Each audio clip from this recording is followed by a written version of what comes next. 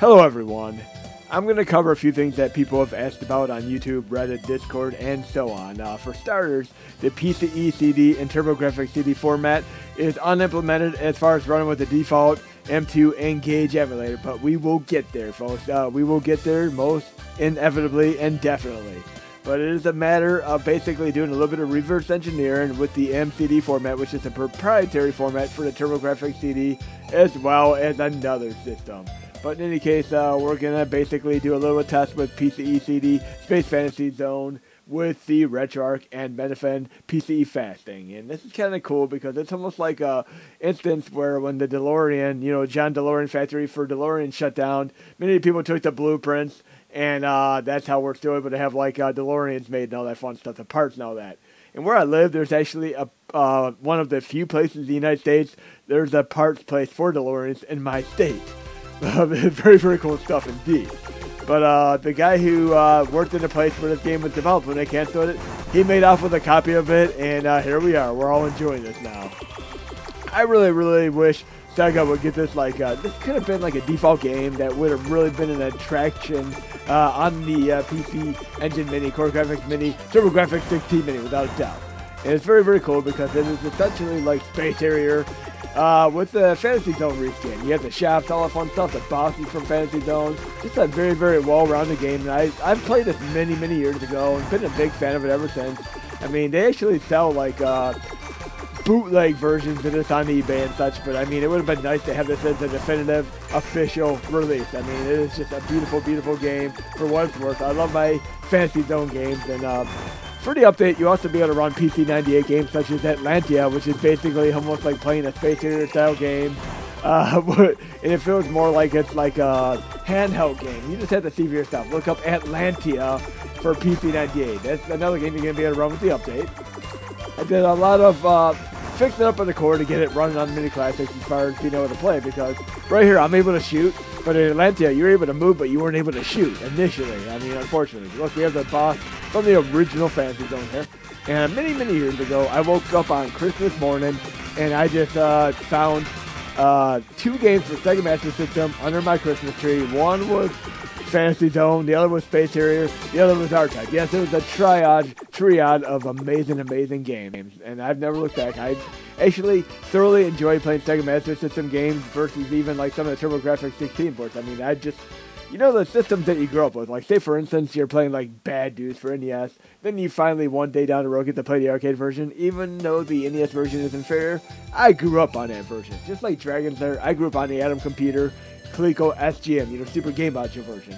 But another thing I'm going to showcase right now, because as far as like prototypes, betas, all that fun stuff, this is a prototype. Kind of like the Dinosaur Planet game, which should have come out for Star Fox, but they needed a better hardware, and it ended up inevitably being scrapped, and then they utilized parts of it for, of course, like the GameCube version. But eventually the N64 version resurfaced, and then we were able to do it. People asked about how well Shinobi Legions or Sega Saturn games run in general. Unfortunately, we don't have the capacity to run the proper graphic libraries on the TurboGrafx-16 Mini, the Mega Drive 1 Mini, Mega Drive 2 Mini, SNES, NES, and even the Amiga 500 Mini. Sega Saturn only works decently on the PlayStation Classic, but I did what I could to get this fixed up, and I'm going to show you how at least Shinobi Legions runs on these systems regardless. Again, you're not going to be able to take full advantage of the full capacity speed here, like dynamic recompiler portion-wise. But this, for better or worse, this is one of my absolute best Sega Saturn games that I've ever played. I mean, I remember running this on like the old SSH emulator before it even got dynamic recompiler implemented, and it ran a lot like this did. But once they got dynamic recompiler going, it was like full speed motion activate. I love the fact that they have like the live action stuff in here. Kind of reminds me of like the TMNT live action movie, Ninja 3 Domination, and all those other fun movies. If you want to watch a cool like ninja-inspired movie, check out Ninja Assassin. It feels like an offshoot of like the TMNT premise about a guy who wants to quit a ninja clan and they come after him. And there's some really, really cool stuff. I mean, it's like leaps and bounds above some of the ninja stuff you see in like the G.I. Joe movie, even though I enjoyed both G.I. Joe movies as well. I mean, Joseph Gordon-Levitt is actually a phenomenal actor. He had wasted potential in there, just like they had him in the Batman movie as, spoiler alert, Robin. I mean, he was kind of wasted potential-wise in those movies. If you watch any of his standalone movies where the main primary actor, he's an excellent, exceptional actor. But look at this. This is what we can do with most Sega Saturn games run about this well right now on the systems that can't support dynamic recompiler. I mean, it's still fun to play this though. And for those of you who can't get used to this insanely difficult game, there is a level select code you can use as well. And I love the fact that, spoiler alert, many of these Shinobi games have like characters like Godzilla, Terminator, Rambo, Spider-Man, Joker, and I mean other guest cameo appearances. And if you ever wonder why they have like revisions in some games where like they'll actually like have revision 1, revision 2, it's because they're actually getting rid of some of these things. Like, you might notice in the original Revenge of Shinobi for Genesis, Yasuka Shiro, great music composer, also did Streets of Rage, and the main menu music for the Mega Drive Mini. But in any case, it actually had a licensed property, Spider-Man in the game, but then of course they had Batman in the game. In one of the revisions, they took Batman out and kind of replaced him with like a mock-up, generic-looking one. But if you get to like the junkyard stage, you also have like a Terminator, obviously like right out of Terminator thing there, and I'm surprised there was no issues with that. But go back to the main menu. I'm going to show you a few more games while we're in here. I mean, I'm actually going to open up the RetroArch menu right here. And again, this artwork is going to be fixed for the release. It's just another many things we're going to get fixed up. So I'm going to open this up right now. Now I'm going to showcase another core I worked on, an HD Xtreme core for PlayStation 1. And there's a specific game called Killing Time, which actually has a beta version for PlayStation 1. But other than this, you could primarily play this on 3DO, and the 3DO version doesn't run well on any of the mini classics. So it's kind of cool having a beta here. And look, you can even do like invincibility, all weapons, unlimited ammo. So it's kind of cool. It's almost like a debug version here. But very cool stuff indeed. LGN, they published it. They did not make it. Just like Atlas made Friday the 13th for NES, which is a very genius, far ahead of its time game. But LGN published it. So don't necessarily confuse the publisher with the developer. But this is a great game for what it's worth. We're going to try this out for a moment here. Then I'm going to show you one more thing as far as like the FBNEO Xtreme, which I also did. But look at this. This is running in HD right now, like 720p resolution. And I like this. I mean, look at this. Away from Tess. She's trouble. Real trouble. Duncan will tell you. That's very cool. Duncan ain't what he used to be. So that's kind of cool. Almost like the stuff like Mortal Kombat where they use like live action actors digitized and stuff. But very cool. I mean, you're going to be able to enjoy this with the update as well on all the minis. I mean, look, I'm running like 1.008 gigahertz right now. And I have this run like nearly like 60 frames per second in HD. This is beautiful. And you'll be able to run games like Die Hard, Trilogy, of course, like Ridge Racer, all that fun stuff. But very cool stuff indeed. Just at least want to showcase that this is one option here to play the debug version. I'm not exactly how much of the full game is in here, but it's a fairly big dump. So I'm assuming it has the majority of the game here. Loden, Conway, Courtyard. Okay. Very cool stuff indeed. I'm going to be coming back to this. And that's what it comes down to. Whenever you have like a version of a game that doesn't work well on one system, you can try it on another. Like WWF in your house. I had trouble getting it going on some of the cores because of dynamic recompiler eccentricities and all that. But I was able to get the DOS version running quite nicely on the Mega Drive SNES. And then, of course, the TurboGrafx-16 Mini. But on the PlayStation Classic and Amiga 500 Mini, we're able to run the absolute full version using DuckStation.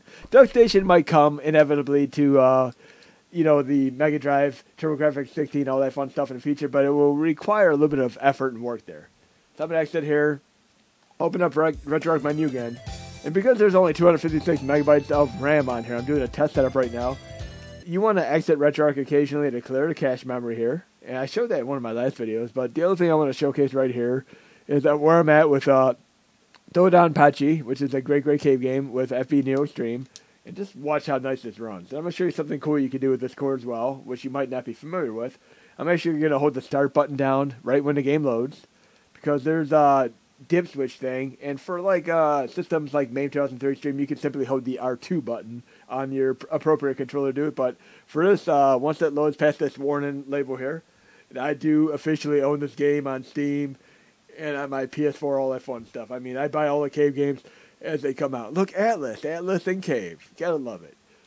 But I'm going to hold down the start button right now and check this out. It's going to go into like a little bit of input configuration menu there.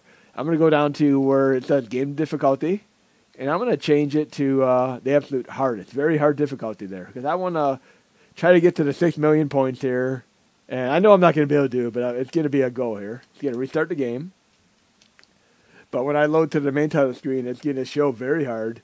And yeah, if I'm doing very hard mode on all these games, when I finally go to normal difficulty, it's going to be a lot more approachable. But let's see how far I can get. And I'd love to see one of you folks try this game out and see if you can get past 6 million points, because that's roughly what you need as a high score, 6 million points. And of course, if there's anything else you'd like to see me run on these demonstration videos, be sure to let me know. I'll cover anything and everything that you want to see. But look at the title screen here. Once I get past there, rank, very hard. That means I'm playing in the hardest difficulty right now that you could possibly conceivably play, other than like playing like a Black Label edition for games like Deathmouse and Mushi Himasana, etc. But very, very cool stuff indeed, and it's going to be insanely difficult, but I'm just going to try to do like one stage here. And I try to save my bombs here. I love this because if you look at the top off, there's a little bit of a meter there for hitting enemies in a row. You want to do like a chain, just hit as many enemies as you can. And the more enemies you hit, the bigger your score multiplier. It's kind of like playing pinball and all fun stuff. But you just want to keep hitting enemies and just time it right so you're consistently hitting enemies. You know, it'll show what my multiplier is in a second here. It's going to end up, I'm at 38 something hits. See if I can get any higher as a restart. I'm not gonna focus on looking at the meter. I just want to focus on beating this first stage. I kind of mucked that up, but definitely tried and true here. Okay, I can hold the button down and do laser. Just tap the button for a turbo fire. Let's see if I can actually do this now and actually pay attention to the game instead of looking at the score. Kind of like what I did at Driver's Ed many years ago. I kept looking at the speedometer rather than actually looking at the road. But I'm just not gonna look at the UI up there, the GUI, as you will. I'm going to try to at least focus on getting to the stage here. But very, very cool stuff indeed. And yes, this is running phenomenally well on 1.008 gigahertz without extreme overclock installed. I'm literally running a default setup just to test this right now. I could have got more than 38 hits there. I mucked that up by looking too much at the meter. This kind of reminds me of that Baxter Stockman and like TMNT Turtles in Time game. Look how beautifully this is running. I love the fact that I could actually decimate some of the blue fire that comes down. Whoa! I got this. Oh, one more life. I'm already screwing this up. I know I could do better than this. I did like a test run earlier, and I definitely did better than this. I didn't use any of my bombs, though. Am I not even going to make it past the first stage? Oh, no, I did. We're going to try this one more time. Let's try this one more time here. I know I could do better than this. We'll try the second stage and do a little bit better here. And again, I love the fact that the score resets here, so you're not going to have any kind of like I've got my high score 6 million, but I did like 5 continues. Literally, you got to start from scratch. So it's almost better to restart the game. I almost want to restart the game just to try this one more time, but we'll really see where I can get in the second stage there. Okay.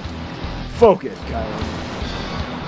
Love this music. It's just absolutely phenomenal. One thing you might not notice is when they did home ports of this, it actually, like on PS2, etc., the home ports actually had a better soundtrack than the arcade version had. I mean, it's just what it is sometimes. You can also switch between different weapons, 3 different vehicle types and 3 different weapon types, from shot, blast, to laser blast. And I mean, you can just keep tapping a button like turbo fire here. Like, for example, if I just want to, like, not even use the laser at all, I could go to input right here, go to port 1 bind, do this, that, and back up. Now I'll just have turbo fire, but no laser. Let's see if we can do it then with this. Definitely a little bit of cool here. I get this focus on just holding a button down. There you go. Use the bomb if I get into that corner there. I mean, it's going to be harder to get some of the enemies taken out because, I mean, if you want to do like the laser blast on the bigger enemies, like the tank style enemies, it's still cool if you just want to hold a button down. It's one of my biggest things here. I love having turbo fire in all my shmup games. I mean, it's pretty tough playing the game without turbo fire. I mean, even go back to Indian's Advantage, I needed to have my turbo fire. But I don't think power up. What is this, Dr. Beast now with power up? But yeah, let me know how far you get in here. I'm definitely going to do a little bit of it. Again, I'm playing at the very hardest difficulty there. We should at least be able to make it to the second boss, I'm hoping. I love the fact that there's some like Easter eggs too, like down on Apache. You have like the little bee collectibles that give you higher score, armaments and all that. Here we got more bombs. Yeah, I'm just focusing on the gameplay, the design experience there. And one thing I like in these games, you do like a figure eight like this, you can actually have enemy fire completely miss you and maybe like that. Here we go. We got some bombs we want to use here. We're at maximum bombs here. This is going to be a tough boss because I'm on very hard difficulty. Can we do this? Look at this. If I get into a jam here, I'll use a bomb. But yeah, definitely save your bombs to get rid of the fire here. Oh, it's going to get crazy. I expect some swath bullets to start firing at me anytime here. Oh! Look at that. I can do it. I can do it. Yep. Another one. Oh, I'm going to use the bomb. I took the shortcut out there, but I have enough bombs. I'm going to use another bomb. I try to avoid getting through this without using a bomb, but still sometimes, like, if you want to do it within the gist of getting the highest score, there you go. So look, I mean, I'm going to be almost at 2 million, should we say. So I know if I wouldn't have mucked up on the first stage, I could have probably had a chance to get into my 6 million. There's my bonus. See, I definitely would have been like 3 million or so. Right here, definitely get a bit tricky. I'm loving this like very, very jazzy style inspired soundtrack. That's one of my favorite things in like shmups in general, is just having like jazzy style, pop jazz fusion style soundtrack. I know I'm using these bombs more than I should, but gonna get a lot more difficult here. Oh. I love the fact that this is a lot like Thunderblade, the overhead station is Thunderblade as well. And by the way, Thunderblade works phenomenally well in the score as well. If there's any other games you want to see showcased, let me know. And I am letting a few people test out this core for the other mini classics right now. Oh, this is gonna be tough. Whoa. Guess what? I'm screwing myself. I don't have like one more bomb left. Let's take this guy down or get another bomb. I need another B on the stage, folks. And I'm going to do other showcases like shmups. Like one of my favorite shmups to play on a mini classic is actually Sturmwind, which is a fan-made game by NG Dev. They also made Gunlord.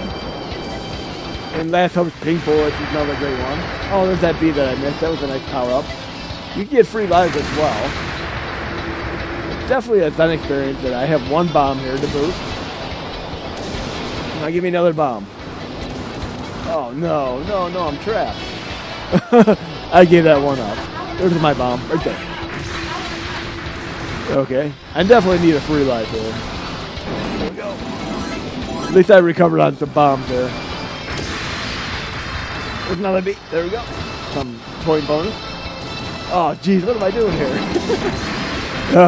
I know if I play this on normal difficulty, it's not going to be as crazy hard as this. Oh. Oh, so I got the 3,054,501. But hope you enjoyed the video, and there'll be more to come.